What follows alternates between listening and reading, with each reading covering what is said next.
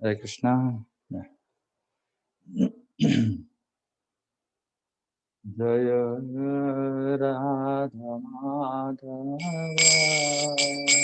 Kunja Vihari Gopi Jana Vallabha Girivardhari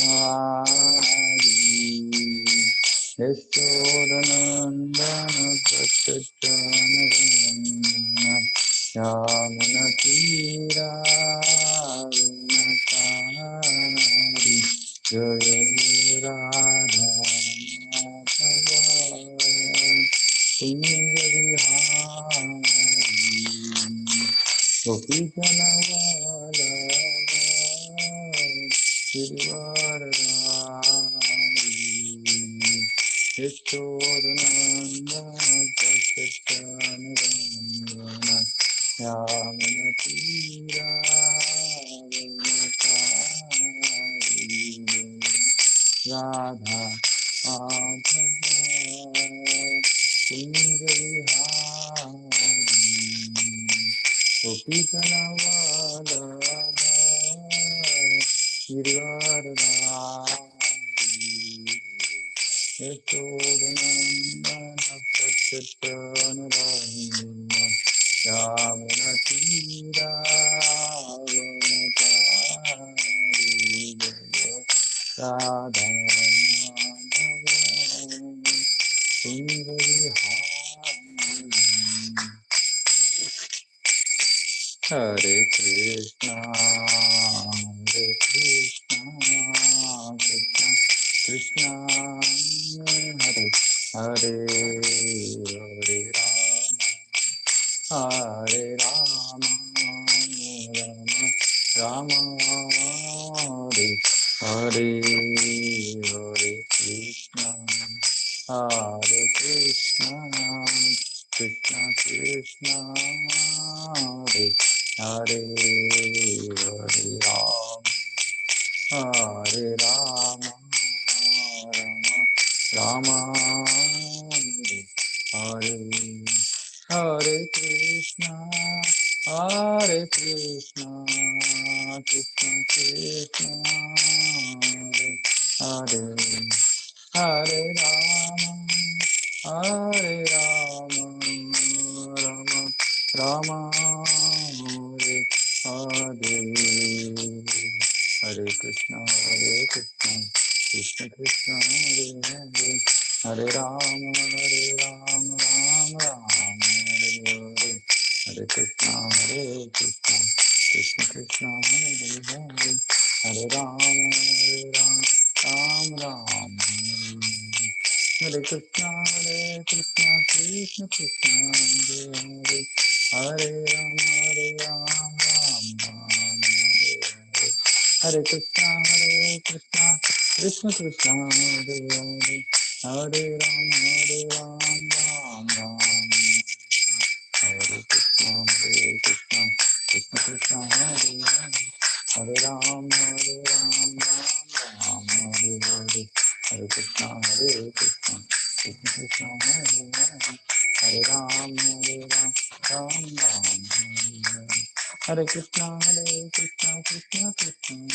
Hare, Hare Ram, Ram, Hare Hare, Hare Krishna, Krishna Krishna, Hare Hare, Hare Ram, Ram, Hare Krishna, Krishna Krishna, Hare Hare, Hare Rama, Ram, Hare Hare, Hare Krishna, Krishna Krishna, Hare Hare, Hare Rama, Ram, Hare Hare, Hare Krishna, Krishna Krishna, Hare Hare, Hare Rama, Ram, Hare Hare, Hare Krishna, Krishna Krishna, Hare Hare, Hare Rama, Ram, Hare Hare, Hare Krishna, Krishna Krishna, Hare Hare, Hare Rama, Jaya Prabhupada, Jaya Prabhupada, Jaya Prabhupada, Jaya Prabhupada, Jaya Jaya Prabhupada, Prabhupada, Prabhupada, Jaya Jaya Prabhupada, Jaya Jaya Prabhupada, Prabhupada, Prabhupada, Jaya Jaya Prabhupada. Hare Ram, Sankirtan Mahaprabhu ki Jai, Srila Prabhupada ki Jai. Om Namo Bhagavate Vasudevaya. Om Namo Bhagavate Vasudevaya. Om Namo Bhagavate Vasudevaya. Jnananjana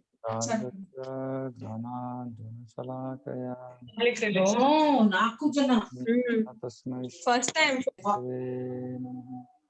Shri Chaitanya-Manavishtam Sthapitam Swayam Rupa Kadamayyam Dadati Swapadantikam Vandeham Shri Guru Shri Kapadakamalam Shri Guru Namaste Shri Rupam Sagrajatam Saganaragunathanitam Tamsadi Advaitam Savadutam Paritana Saitam Evam Radha Krishna Padam Sahagana Lalita Shri Sakanitamsya He Krishna Karuna Sindhu Dina Bindhu Devapate Gopesha Gopika Kanta Radha Kanta Namaste Kanta Gaurangi Radhe Vrindavaneshwari Vrishabhani Sute Devi Pranamami Vancha Kalpatarubhyascha Kripa Sindhubhya Vacha Patitanam Pavanebhyo Vaishnavabhyo Namaha Shri Krishna Chaitanya Prabhu Nityananda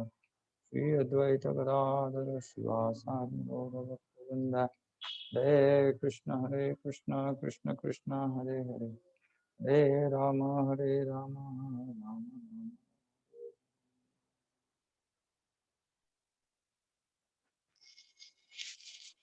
Hare Krishna. Hare Krishna, Prabhuji. Everybody to our Saturday. Does anybody remember what we discussed last week?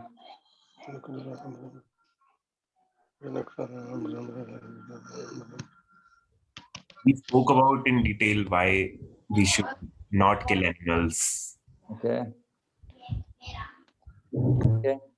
What else? What else did we discuss last week?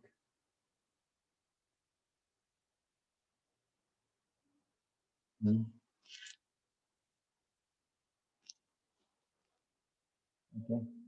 Anything else? Anybody remembers? Hare Krishna, Prabhuji. Yeah, Hare Krishna. You explained the importance of prayer. Like whatever depends there means when prayer keeps our dependency, ego, all this will get reduced or eliminated. And we have the feeling that supreme controller is there, and I am not in control. I am we have that feeling like I am dependent on somebody. When we think we are solely responsible for whatever is happening. Krishna. And you said like there is no death for soul. It's neither born or it doesn't have any death. Then you said like one living entity is food for another. You explained about the meat eating thing. Okay. And then you said like even we cook food even though we are vegetarians.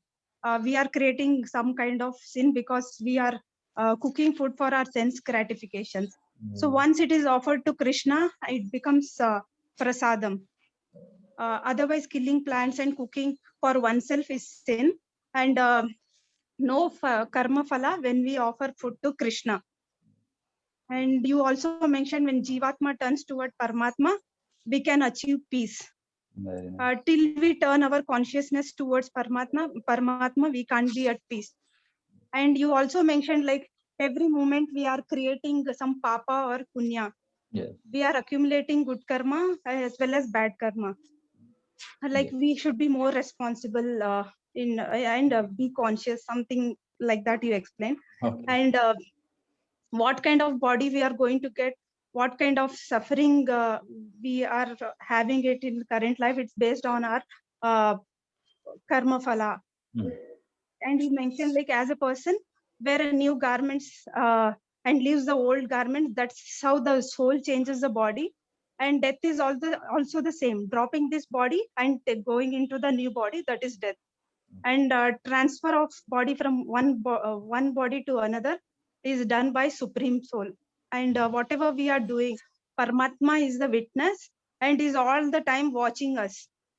And you also mentioned like soul can't be cut, or it cannot be moistened by water, it cannot be killed, nothing can be done to soul, and it's nothing to worry. And it cannot be burned also, it cannot be dried, it's immortal. Basically soul is like eternal, nothing can happen to it. This you mentioned, and you said like uh, soul is present everywhere. uh, Hmm. that Sarvagata or something you use the word. Sarvagata. And you explained like in Mars there is no life, the science Hmm. says. However, every planetary system according to the element which we don't know, uh, their life, some life exists with their primary elements or something. Correct, correct, correct. This is what I remember Very overall. nice. Excellent, excellent. Thank you so much. Helps Thank all you, of Hare us Krishna. remember everything that was discussed. Okay, so I think as of verse 30, the Atma Gnana, Krishna has finished Atma Gnana. Okay, Krishna has finished giving the knowledge of the soul to Arjuna, and now he goes on to explain further topics. So now that you understand that you are not the body, what is it that you need to do? So he is now going to talk about how to use the body really. So a lot of discussion will be around karma, work that we do, because most people in this material world, we are involved in work, right? Now Krishna will start talking about the nature of work, and this is very important because we are all working, and we think that everybody needs to work, but we are not very clear what kind of work to do. Secondly, once we get the result of the work, what should we do with that result? These things are a bit unclear because historically we have been just, nobody really talks about this, but what is implicit is that you earn a lot of money and you become wealthy. And what next? I don't think anybody talks about it. And general understanding is you use your money, be happy, spend that money, go to holiday, buy things.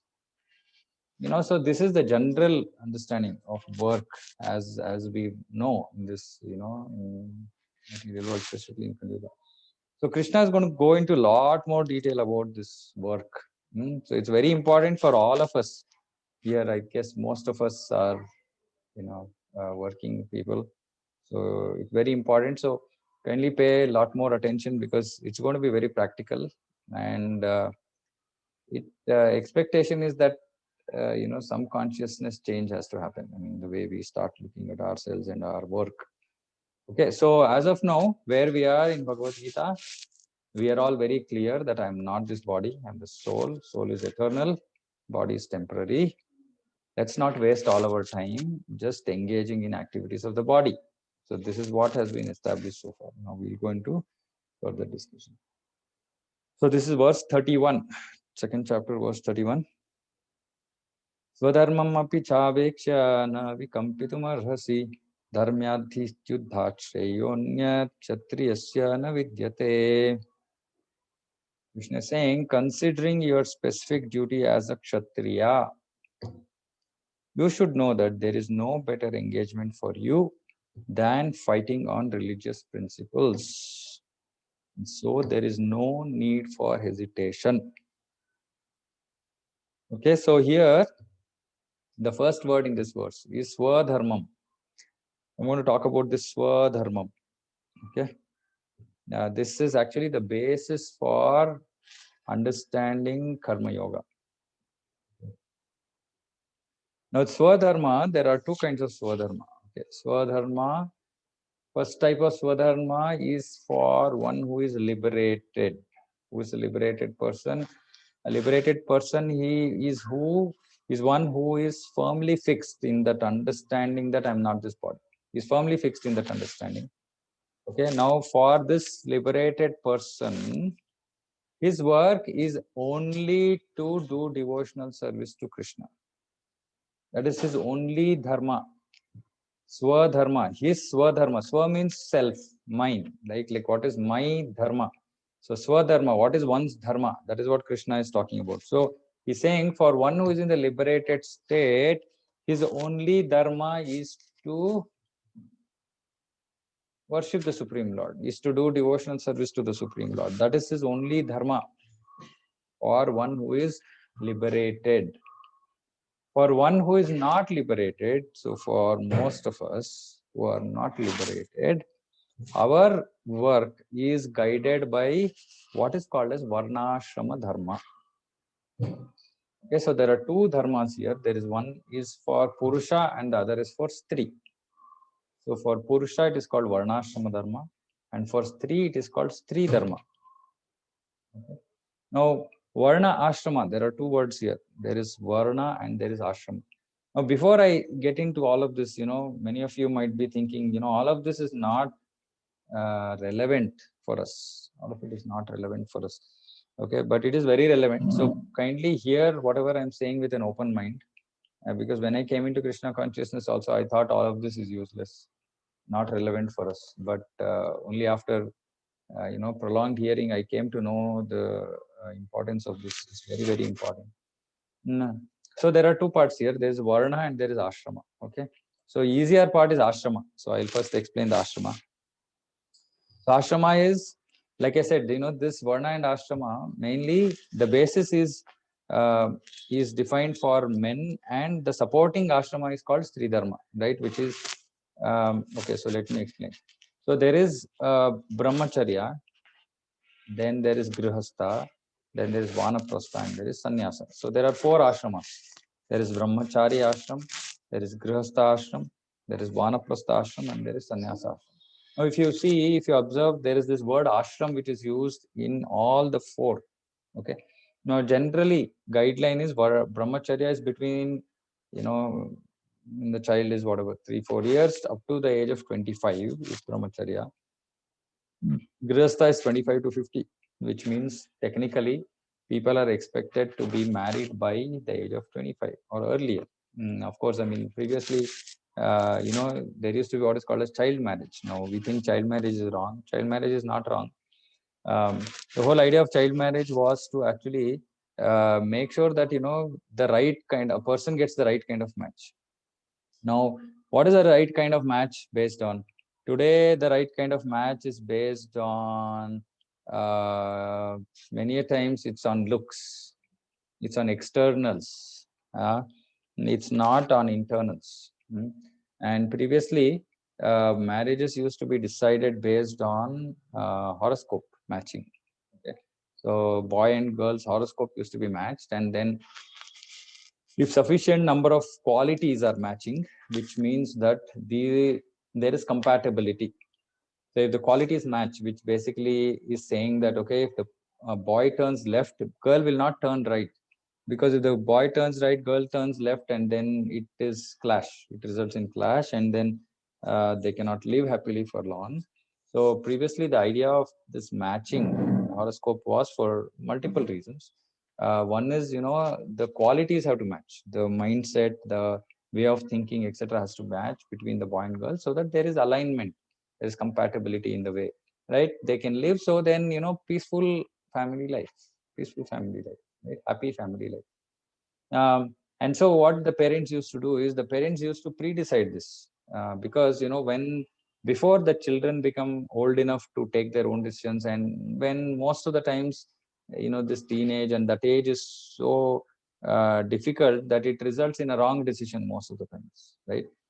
Because of so-called, we think that we have grown up, we know things, etc., etc., and we say, okay, this is freedom. Yes, freedom is there, but we unfortunately don't know how to use the freedom. So we end up taking a wrong decision, maybe going against Vedic ways of, Vedic principles or Vedic ways of doing things, and end up in a very difficult, rest of the life to spend. So previously, all these problems used to be automatically avoided, right? Just by matchmaking, right? So the parents used to just make the match. So the children used to be married early, but they used to remain with their parents till, they are maturing to different stages. But anyway, so the idea is that by 25 years, one is established in marriage, right? And with marriage, 25 to 50, because you marry early, then, there is no question of not having kids for, like, nowadays, people marry 2, 3, 4 years, no kids. Nothing like that, right? So marriage means immediately first thing is, see, the whole institute of marriage, right? The whole institute of marriage, we should understand, is not for sense gratification. It's not for the boy and the girl to come together and enjoy. That was not the idea. The idea of marriage as it's called an institution, right? That's why it's called ashrama. The idea of marriage was to actually boy and girl to come together, and it is the only ashram where there are two rights. Two rights. One is to indulge in sexual intercourse for producing children, which none of the other ashrams can do. Second is they are the only ones who can earn money, right? So they earn money. So these are two things which the Grihastha ashrama can do, right? So there is marriage, and then at the right time children are produced. Krishna says in Bhagavad Gita, saying that this process, which is not animal-like, it is actually not different from Krishna, right? Because this is the only way to produce, to bring more living entities into this world, is through the process of marriage, right? And the idea of marriage was to actually produce children who are going to become God conscious, who are going to become Krishna conscious. So there used to be a process called as Garbhadhana Samskar, which is, after marriage is also a samskar. Unfortunately, nowadays, of course, in the Western world, marriage as a samskar is gone, and it's also slowly coming into India. Now, after marriage is the first samskara, then, then of course, then there is Garbhadhana Samskara. This Garbhadhana Samskara is before the husband and wife come together, unite to produce children. There is a whole lot of consciousness building exercise that happens, right? What is a consciousness building exercise? Is to say that this is not an act for sense gratification. It is an act in the service of the Lord, to be able to bring forth children who are, who can be good citizens, who can be good devotees of the Lord. So there used to be something called as Garbhadhana Samskara. And then children used to be born. And then by the age of 50, which is, you imagine 25, so 26 years, child is born. So by the time 50 years, mostly the responsibilities of the parents is over, right? As in around that time, generally they'll just finish everything. And at the age of 50, once their children are married and done, settled, then parents have to give up their grihasthashram. That means by the age of 50, one has to stop working. And unfortunately, in today's world, one stops working. I mean, what is the age of the President of United States? The latest one was 80 or something, I heard. Right? So 79. 79, right? So this is not the age to actually get involved in all this. Right? This is the age to actually think about Krishna, think about God consciousness. Anyway, I mean, modern age, and which is why, the American civilization, Western civilization is extremely dangerous, because they have no idea about all this, wasting their life. So at the age of 50, we finish all these grihastha activities. And then we spend our whole time. Vanaprastha basically means that husband and wife can travel together to holy places, do pilgrimage, spend as much time, as much consciousness on serving Krishna, right? And of course, eventually sannyas, if it is required. Otherwise, husband and wife can remain as vanaprasthas, not attached to family life. So I was saying, so at the age of 50, and it's not like one is, a late retirement, second one is early retirement, but then taking care of children of our children's children, grandchildren. This is not our responsibility. This is not the responsibility of adults, right? It is the children's responsibility, because they have to do their karmas. They have to take up their duty as well. Now, if we take care of their duty, how will they do their duty? Then they get into things that they should not be doing, right? So this was a very broad guideline to tell people, saying that typically, in Grihastha, 8 hours is recommended for working, and 8 hours for sleep and eating and rest and entertainment, etc. Okay, so that covers 16 hours, and 8 hours was supposed to be for devotional service. This used to be the standard in the Vedic way of life. Now, just see how this is all degraded. Now, 8 hours of work. I mean, maybe at least, today, because of Corona, because no travel, etc., at least the travel time, which, typically people stay far away from their work. So 2-3 hours goes in just traveling. Useless waste of time, right? I mean, we're just on the road, stuck in traffic jam, hearing some, useless music that is being played in the bus or whatever, right? I mean, or we just tired at the end of it after traveling so much. It's just a gross waste of time, right? Thankfully, right now, at least a lot of people are able to work from home, which is good. It saves a lot of time and energy. And generally, 8 hours at work. This is what is recommended, right? And today, if we tell people saying that do 8 hours work, people will say this is not practical. You can't do 8 hours work. They will be thrown out of our work. Unfortunately, I've had a very different experience the last 10 years of my life.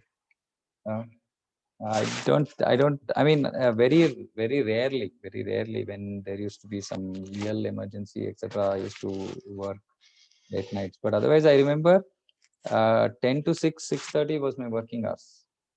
And I used to waste so much of time on the road, but I used to make use of the time, right? Because I used to go travel by taxi, so sit in the taxi and hear, lecture, read something, etc., right? But I remember I never worked for more than 8.5 hours. So sometimes people say it's not practical, but I've seen in my own life it's absolutely practical.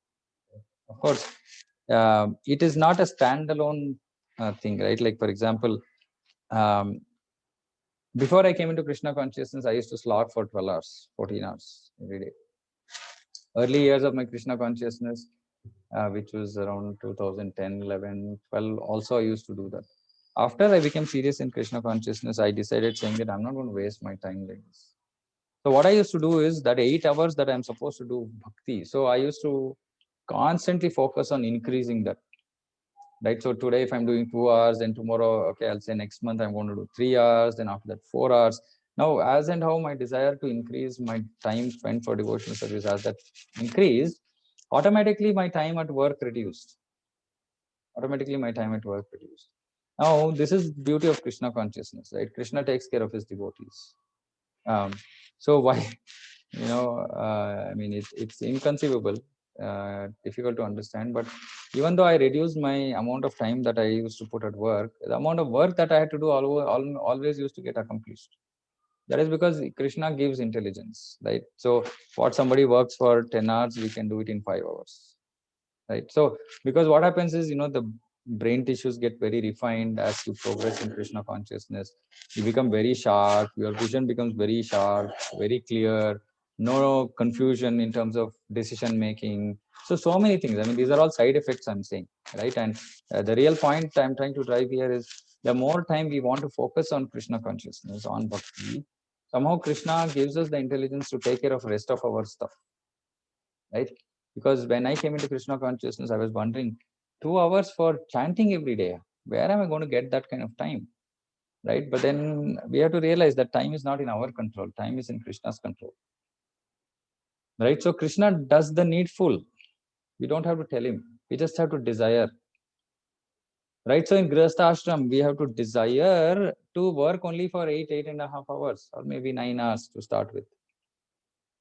I was talking to, one devotee, and she was saying, she had to work on weekends and all that. So I said, Mataji, first thing you do is just stop working on weekends and let's see what happens, right? So, and she started that first week. She said, Prabhu, there was no issue actually. I was just thinking that I need to work, and then I realized that it's not required. I didn't get any calls. I didn't get any issue, nothing, right? Which usually happens. So now she's able to realize, saying that she's just was getting pulled into things unnecessarily, right? And everybody understands today in the corporate world also, people understand about work-life balance. So I don't think it's some new thing that we have to go and establish altogether, right? So we have to be very conscious that I want to spend my time usefully. I can't just waste my time or spend my whole time at work. I can't sell myself to the job. The job is just giving me some money so that I can eat and live comfortably, right? But I can't just sacrifice my whole time for the job. There is more to life than just working for a company, right? So 8 hours, 9 hours, man, maybe, right? And then obviously a lot of questions, and I encourage all of you to please ask questions. If you want, you can interrupt, because this is very, very important to understand, because we can't understand practical reality if we don't get into discussion. So many people say that I have very long hours, I have meetings scheduled late in the night, etc., etc., right? Now please understand one thing: everything about life is about choice. It's about a choice that we make. Okay, that is why in Krishna consciousness we call this as there are two terms which we use: anukulyasya sankalpaha, pratikulyasya varjanam. Right? Anukulyasya sankalpaha means whatever is anukula, whatever is favorable for Krishna consciousness, we do it. Okay, that is anukulyasya sankalpaha. We make the sankalpa, determination to do whatever is favorable to for Krishna consciousness. And the other one is pratikulyasya varjanam. We have to give up whatever is not favorable to Krishna consciousness. I know so many devotees who, they were engaged in work that used to so occupy them that they couldn't even chant properly. And, like everything was just about work, day in, day out, just work consciousness, no Krishna consciousness, just work consciousness, right? And then, people have taken decisions to change their jobs, find better jobs, which give them more personal time, etc., etc. Now you might then say, okay, then what about career and growth and all that? How many of us still think that our career growth depends on how much time we spend at work? How many of us here think that our career growth depends on the amount of time that I spend at work? Practical question. Request some participation. Yeah, Supriya, go ahead. Yeah, I think so too. Even people around me, that the more amount we spend at work, it'll help us grow better. Yeah. Okay. What about others? Some jobs need full-time attention. Some jobs need full-time attention. Definitely, that Okay. particularly this compliance and all that. You have to take care whole day. Otherwise, some mistakes may happen and land in trouble. Okay. I'm asking a very specific question. I'm asking how many of us think that the more time we spend at work, the more growth we are going to get. The more spend. So which means, in simplistic terms, I'm saying amount of effort that we put, our growth in career is directly proportional to the amount of time that we put at work.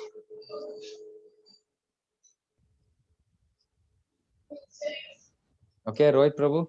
No, Prabhu. It's completely not correlated. Not correlated. Okay. Okay, and I would request you to explain that why you think it's not correlated. So usually we believe that we have been this notion from the beginning. I mean, I think we are conditioned. One second. Let me mute Padma. Yeah. we are being conditioned and we have been created such environment, whether it's in the organization or in the team of that particular organization, that if you work more, you will get these many things or you Right. promotion, etc. But at that time, when the promotion times come or something, some other thing might come up and you are again at the ground zero. So yeah, Practical it's experience. a trap. It's a trap. Yeah, I have been through so in last 7 months. So true experience. Okay, what about others?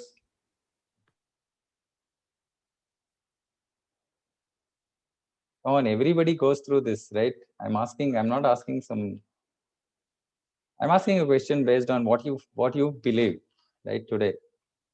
So the other, I mean, I completely understand what Rohit Prabhu was just mentioning. So we have been, see, right from childhood, it's always that, you know, you have to put your best foot forward, Absolutely. put your effort. Then only you should expect that something will happen. If not, what if it's to your liking or not is a different matter. But at least for your from your good karma perspective, you're paid for a certain reason, and hence you should do that. Okay. That is one point. But Okay. and the other thing that I just wanted to also include is there are people of different kinds, and maybe some of us are good at playing politics, some of us good at judging people, some of us are good at unfair practices or whatever that. But most of us are, let's say, good at only doing work. So from our conscience perspective, the natural choice for us is, okay, this is the simplest and that's the best approach for me. Let's do what comes to me naturally. And, I am not going to run behind playing politics or doing XYZ, which is not aligned with my thought process or what the Lord would naturally expect me to do. So maybe that's one of the reasons why most of us tend to work more than what we are expected to work many times. Okay. So two important points here. One is you said, we have to work as much as we are paid for. Isn't that correct? Yeah. So how do you judge this?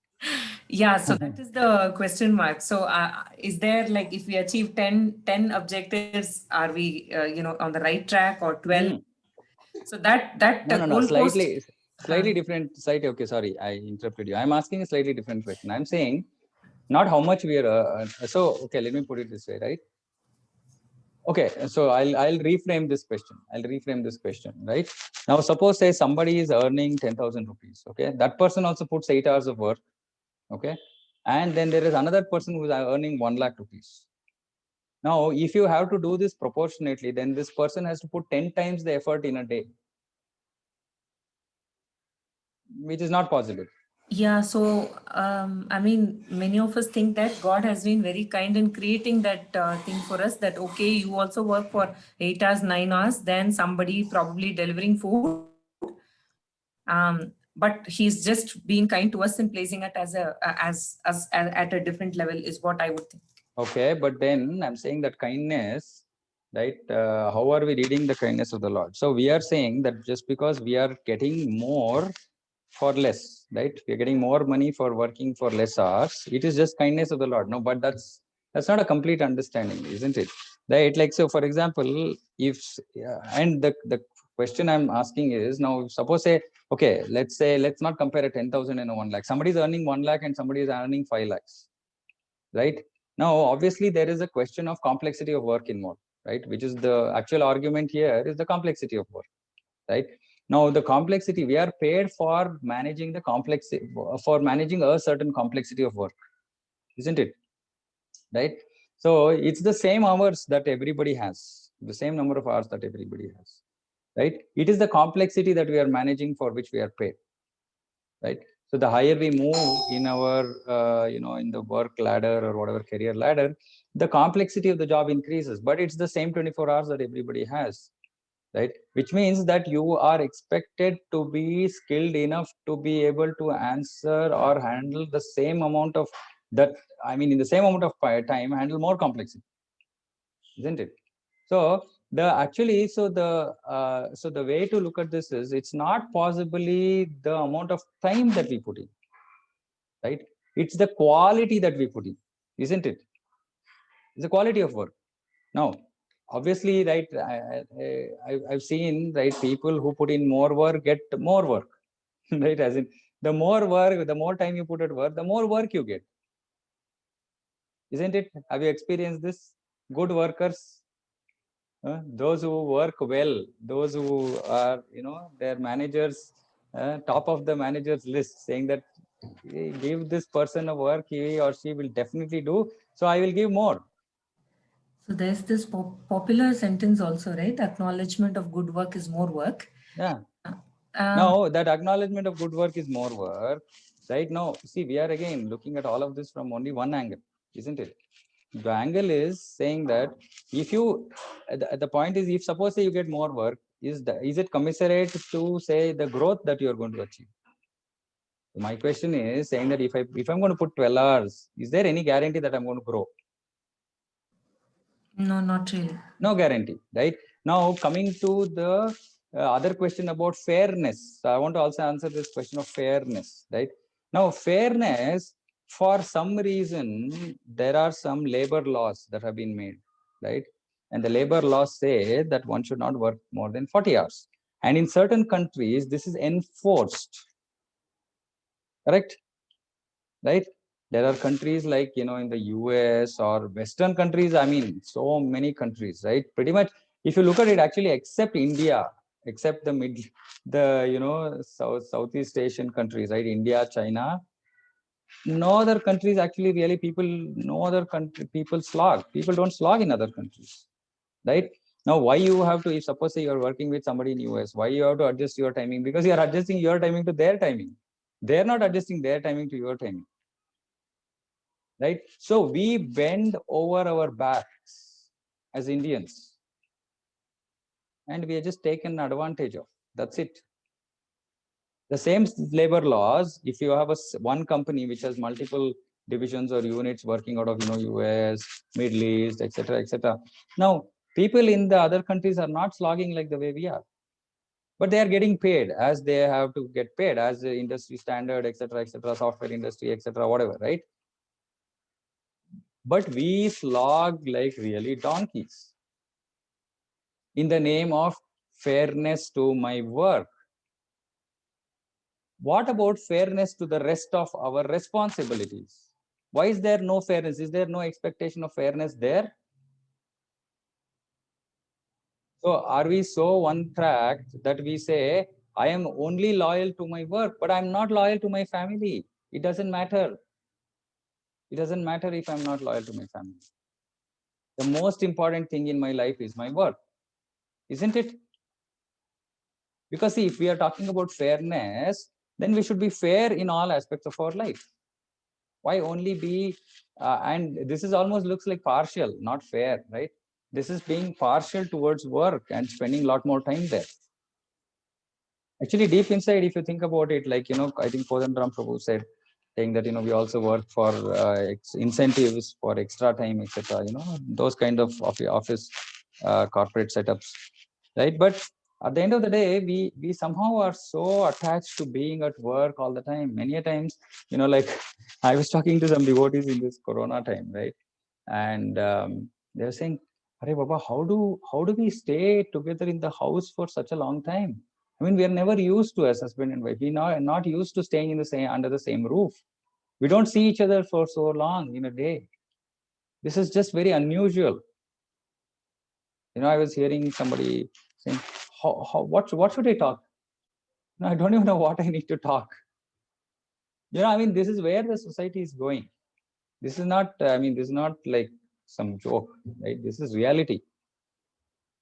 So what is happening is that in the name of this work, we've just forgotten about everything else. We've forgotten about our responsibilities. We just think our responsibility is to earn. But who said that our responsibility is only to earn? Right? Now, next question, even more controversial, right? I mean, specifically, what is the role of women? I discussed this before also, right? So we are forgetting our responsibilities, and Krishna in Bhagavad Gita is trying to remind us, Swadharmam, please do your own duty. He is not saying Paradharma. He's not saying do somebody else's duty. He's saying Swadharma, please do your duty. He's not saying do our duty. He's saying do your duty. Do fair, be fair. But do your duty. There's not just one duty that we have. There are multiple things that we should be responsible, that we are responsible for. And we should look at it that way. Right? So what is our first responsibility? Our first responsibility is our family. Okay, why we are earning? We're earning because we have to earn something for our family. Now, in execution of this family responsibility, there is division of labor, or this division of responsibility, right? So family is such a, family is the most basic unit of a society, right? When people talk about society being corrupt, disturbed, or contaminated, where is this contamination coming from? From each and every family. If each and every family fixes their own way of looking at things, their own way of living life, etc., then automatically society will change. Because this is the building block of a society, is the family. Okay, so in this family, there are two aspects, right? One, there is comfortable living. Like you earn money, you have to get nice food to eat, healthy food. Actually, more than nice food, I think that's again a wrong word that I used. We should get healthy food that is going to keep us healthy. Right, not just food which is going to taste nicely. That's of no use. You see what is the state of health of today's all of us, this generation. It's like pathetic, really. Right, most of our elders possibly have much better health than we have, right, in general. So healthy food, right? Eat healthy food. So which means we need to know what is healthy food, get that get that healthy food, right? In some sense, many people work, they work whole day. Then lunchtime is at 4 o'clock. Dinner is at like 11 o'clock. Then they get up at like some 7 o'clock or 8 o'clock or 9 o'clock. I know somebody here who is to get up at 9 o'clock, 8:30. Right, so this is this is just, we get into a completely wrong cycle. Now, how are you going to become healthy if you live a lifestyle like this? So health, right? Health is one responsibility, right? Maintaining one's health, maintaining health of everybody else in the family, one responsibility. Then second one, very important, is culture and tradition, right? Now, it is very important that as parents, we are aware of what culture to adopt, and we adopt the right kind of culture and then hand it over to our children, right, and help them learn the same culture. Now, what is this culture? What is the need for this culture? What is culture?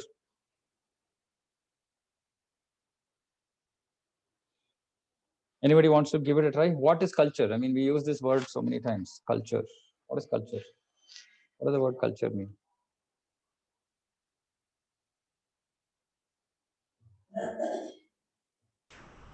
So culture in a nutshell can be described as the age-old wisdom that has been passed on from Okay.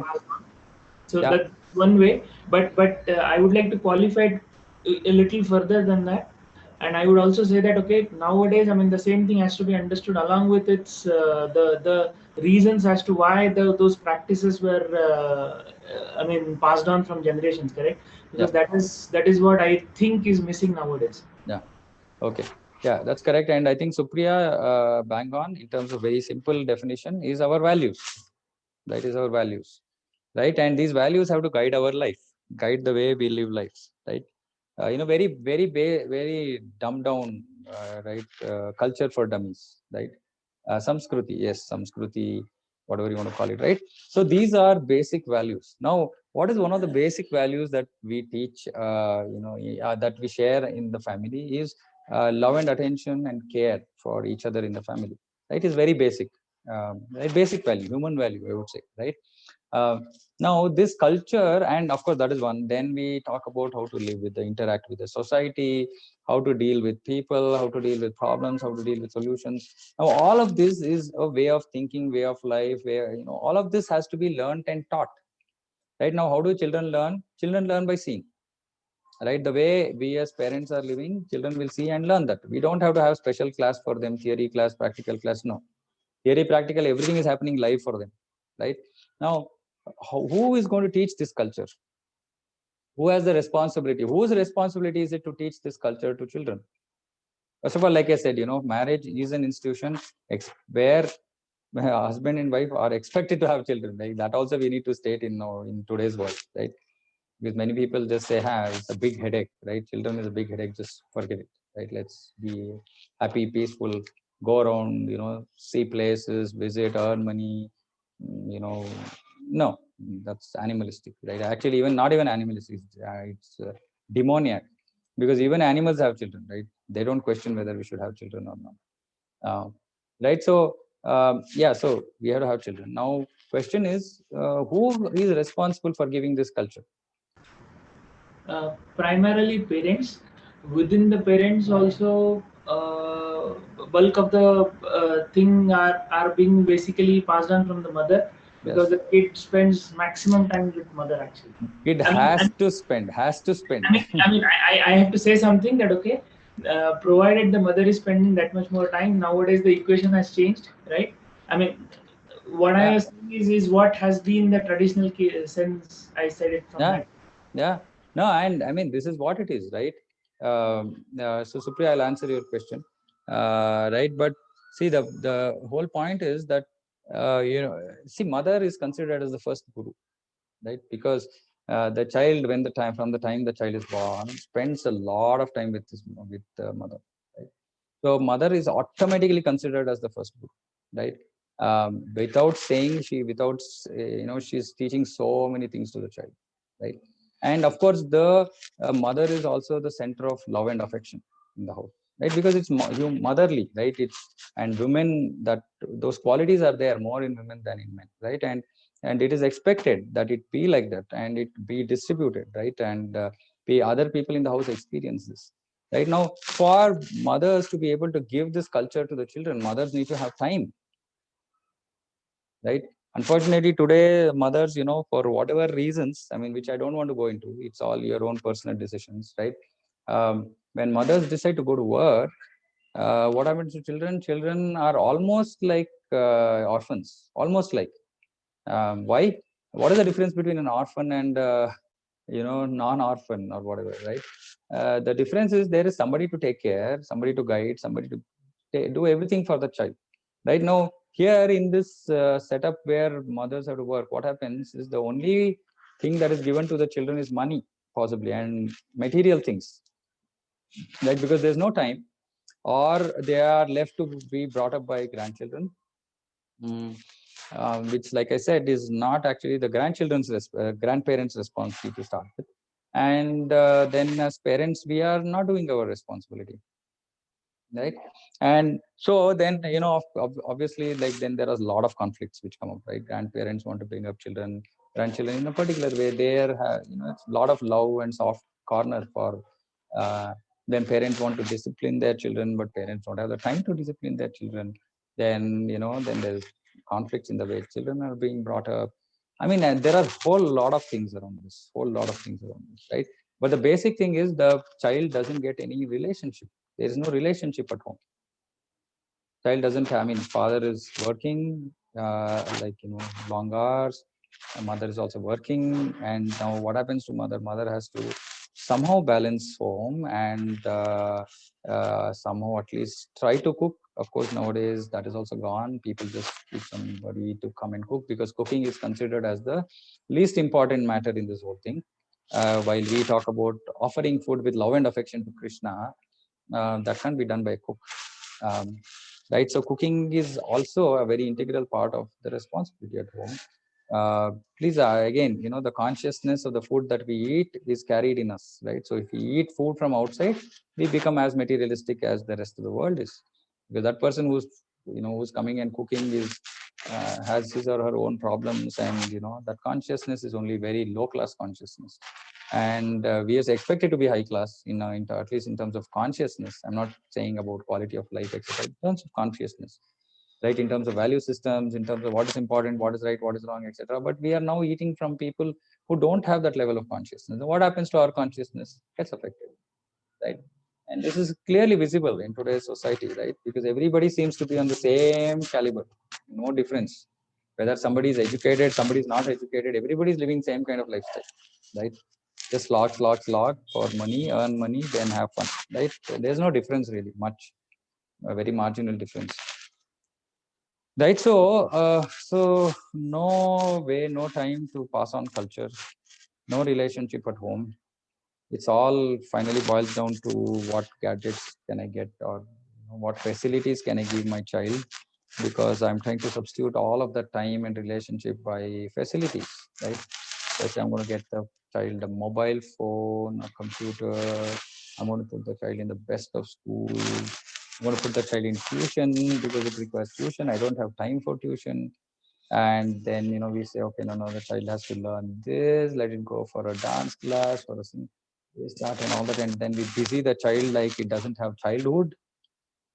I mean, I don't remember myself doing any of this when I was young. I just happily, like enjoyed life when I was small, right?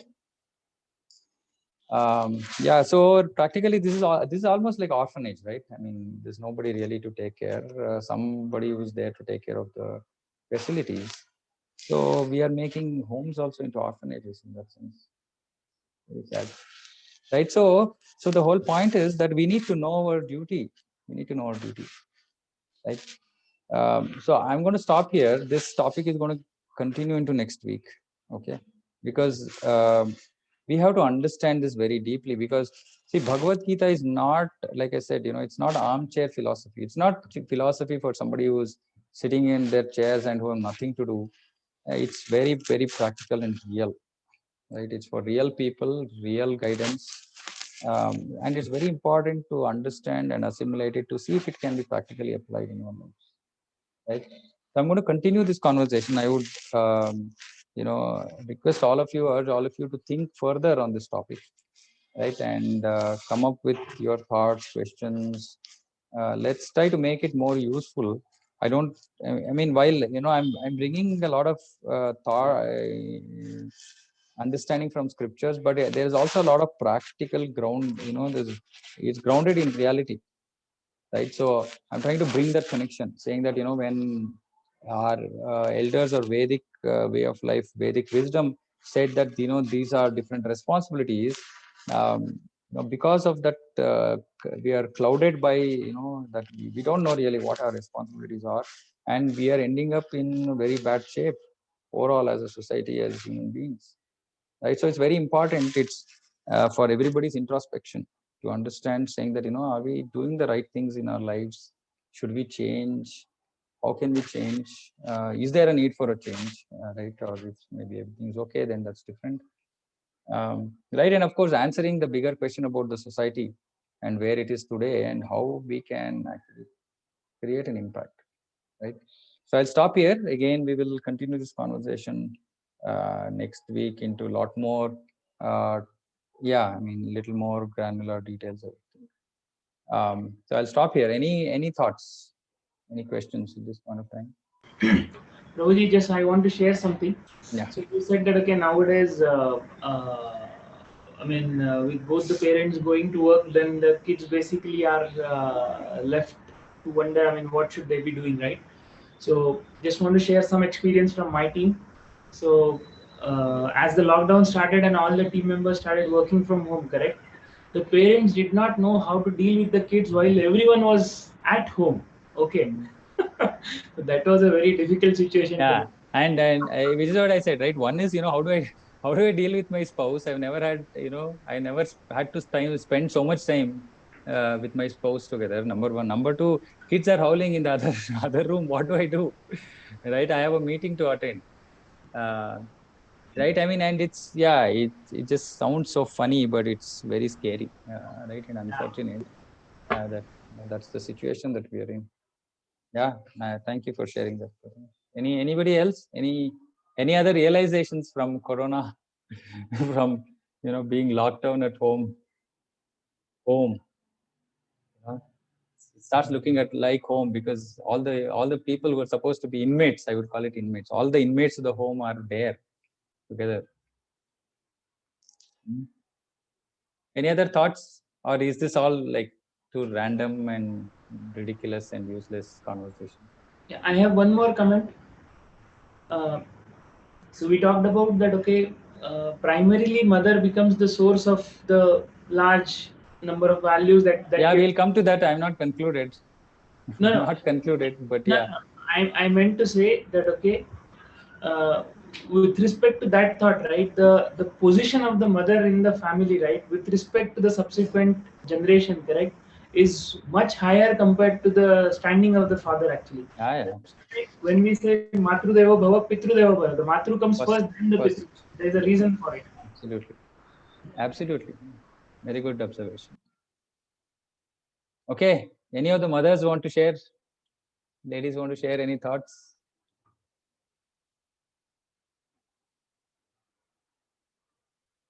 Okay, mothers are all silent. When you say mothers in Vedic culture, we are expected to look at every other lady as mother. Okay, so when I say mothers, it's not just people who have children. Just all other women are mothers. Okay, so I don't know what to take out of it, that there are no comments, but yeah, we'll still continue this topic next week. I hope we'll have more engaging discussion. Okay, so should we conclude today's discussion?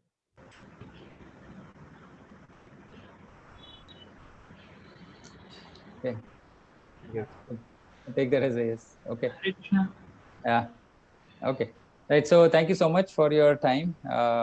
So we will again meet next week. So please think about this whole thing about culture and family and society and responsibilities and what we are here for. That whole all of the topics that we've been discussing, and let's have some more discussions. Thank you so much for your time. Please stand Hare Krishna. Please eat Krishna Prasadam and be Krishna conscious, as Krishna conscious as possible. Have a Krishna conscious week. Hare Very Krishna. much. Hare Krishna. Thanks. Hare Krishna, Prabhuji. Hare Krishna. Hare Krishna, Prabhuji. Hare Hare Krishna. Krishna. Hare Hare Krishna.